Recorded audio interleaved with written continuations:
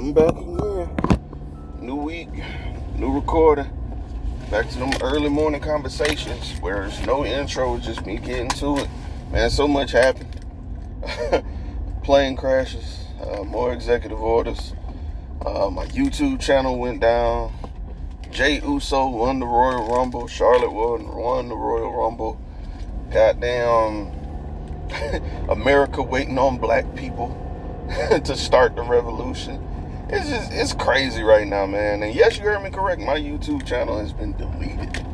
Yep, I decided to cover the first batch of executive orders President Trump did. And apparently someone didn't like the fact that I was covering them fairly. Just saying what was what it meant. And the crazy thing is I had no strikes on YouTube, no copyright strikes, no issues, no problems with the terms and conditions. And I get a message saying my channel was removed. So of course, I know you're thinking, well, just dispute it, Jeremy. Well, I did. And they upheld their decision. So the channel you knew is gone. However, fret not, there is a new channel. Just look up the word Sirr, S-I-R-R, and you'll find it. In fact, if you follow the Facebook page, I've uploaded a sample of my latest project, Reason Summit. And on the video, on the link, is a link directly to the YouTube. So just make sure to go and follow. That's all. Just make sure to go and follow. I appreciate you, those who've been rocking with me for all these years. It was just confirmation that I was doing what I'm supposed to be doing, quite frankly. My mom is absolutely terrified. She keeps telling me, well, just lay low for a bit, you know, and that I will on the politics, discussing him, but on other stuff, I'm not laying low, and I'm not laying low permanently either, because that is some bullshit. Let's just call a spade. But anyway, let's talk about some of the things we've seen. We've seen the plane crashes. I'm gonna be honest with you. I don't have any conspiracy theories. I won't have any right now for a little bit because there were people killed.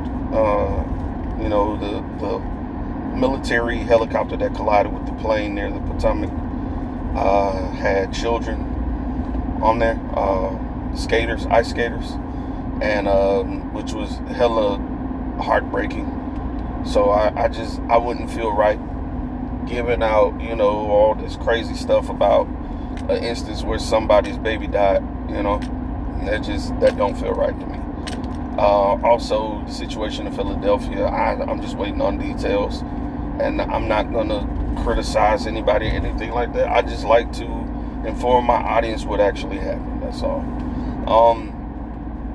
You already know the last two episodes that was up was on the Royal Rumble.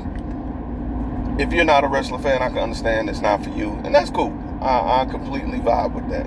But it's just a relief for myself and my co-hosts to just get away from work and this news and everything that's going on and just enjoy some fantasy storytelling. So if that's not your bag, I understand. You like the more realistic, court document reviews and stuff like that. I get it. We'll get back to that. But that one was just for us. We were looking forward to that. Also, I made the statement that America's waiting on the black people. I put out a TikTok not long ago. It was an affirmation for black women, just reminding them to mind their business. And what I meant by that is, of course, we know when we looked at the polls and the statistics, for the most part, we were in alignment, black people. We saw who voted against their own beliefs and their own best interests, and we see who's reaping the benefits. And now they're expecting us to take part in this fight with them, and I don't think that should occur. I think we should solidify our spaces together as black people. I think we need to reform our black men. I think we need to reform how we view structure. how we view education, how we view financial literacy. I think we need to go back to the content creation spaces where we were praising or displaying what healthy communication and conflict resolution look like on media.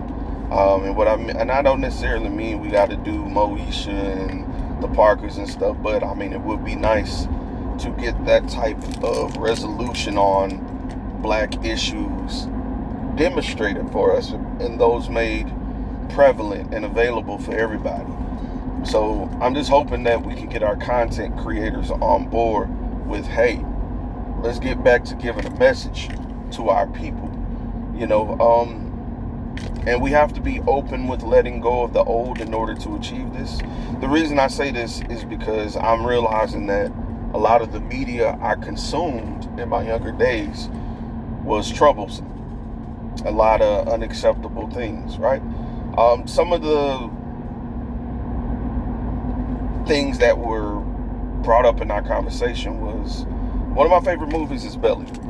Just man, the way it's shot, the story is a little but the way it's shot is beautiful. And like, my coworker brought up that movie is problematic and you probably shouldn't enjoy it today. And I was like, why? He was like, well, remember DMX's character? I'm like, yeah, the troubled black man. That's just DMX's bag. He was like, nah. Do you remember when he was having sex with a 14-year-old in that movie? And I was like, and then it clicked. Yeah, he did. He received oral sex from a 14-year-old girl. And it's even discussed in there. And I thought back to this event that I just hosted called Reasons. It was a mental health roundtable I hosted. And one of the things that one of my guests brought up is that one of the things that's holding back the black community is pedophilia and the way we address it. And those two things stuck in my mind. So let's get back to our basics. Let's get back to understanding what's right and what's wrong. I think this new generation of calling shit out is the best way to destroy the old way of sweeping under the rug. However, they have to be mitigated. I believe that there's a way to destroy the old and lay a way for the new. But I believe the Gen Xers who are just, fuck this shit, nuke everything, they have to be guided by us. Millennials, I'm gonna give you an example. Gen Zers and Gen Alphas are like radiation. They're chemotherapy. In large doses, it's lethal, but in tiny doses, it can kill the cancer. And when controlled by a specialist, it can save the lives of many. I think that's what's going on. I think Gen Zers and Gen Alphas are essentially crashing out because they're unregulated. I think once we understand and establish that link and take them under our wing, bring back the big brother and big sister program and mentors. Once we do that, we can let them know that, yeah, you can stand on your truth all day. You can confront your life and what's wrong all day. But there's a way to do it. And once you do it, do understand that it's going to be dark. Some people mentally and physically aren't going to make it once those truths come out. We all have had that dope ass auntie who have passed away from cancer. They went to their uncle or their grandpa. We always had that loved one, I should say, who passed. I was just speaking from personal experience. We all have had that loved one who just couldn't make it. There are going to be bodies of people who can't accept that information. They're going to reject it. Their body is going to reject it, right? Because sometimes the cancer comes back. I'm going to repeat that. Sometimes the cancer rears its ugly head. And that brings me to my next point. Therapy is a mechanism not to demonize the way you think, but just to challenge and show you a new understanding. That's all. Therapy is not meant to change you, just change the way that you process things for the better. That's all. And that's the thing. Like, one thing I was worried about is people that were backing out of reasons. I was wondering if they were afraid or if they truly had other accommodations, right? And because I had to remember that it took me months to build the courage to sit down and let somebody in and analyze my thoughts. Because that's an intimate moment, right? That's hella scary. Because we've all shared with the wrong people before. And so we're thinking, what the fuck we gonna share with them for? They don't know me. They don't know the intricacies. And that's why if you do go to therapy, it's important that you are honest. Just tell the truth. Because imagine going to the doctor with heart issues saying, yeah, it's my lungs. Or yeah, it's my knees. It's not gonna work because, you feel me? You're not being honest in them diagnosing what the issue is. And one thing I enjoy about going to therapy is I go through Headway, right? So Headway, when you go to your therapy session, you can go look at your notes and you'll see some numbers. And that numbers goes with the, I can't think of what it's called, but there's like a journal that covers all the mental health issues. And you can go and find what you're suffering from, whether it's anxiety, depression, or, not having family support. Like, it's pretty dope. You can go and see, and even on your off time, if you don't agree, you can go and research for yourself, And then I want to bring this up. When you go to therapy, right, you may go in saying, yo, this hurts, this doesn't work. You may think it's your heart, but it could be a blocked artery in your leg. It could be something that you never thought about that hasn't been taken care of and maybe needs to be addressed so you can progress or start to see the motherfucking the results you seek or the changes you seek. It's we cover up so much, man, just to try to get some semblance of normalcy. And then once you don't feel fulfilled, you go and try to find it in other ways. And look, I'm not here to bash anybody who does weed or anything like that. It ain't for me. But for some people, it is. It's just a recreational thing that calms nerves. But I do know this, that sometimes people can get addicted to a feeling because they're not comfortable in the state that they're natively in. And I'm just curious you can become addicted to anything, right? You can have a dependence on anything. Nigga, you could get addicted to Fagos. That's why when you see somebody crashing out about, man, you ain't got no goddamn black in my house. That's what it is. It's a dependency, Anyway, man, I just wanted to discuss that.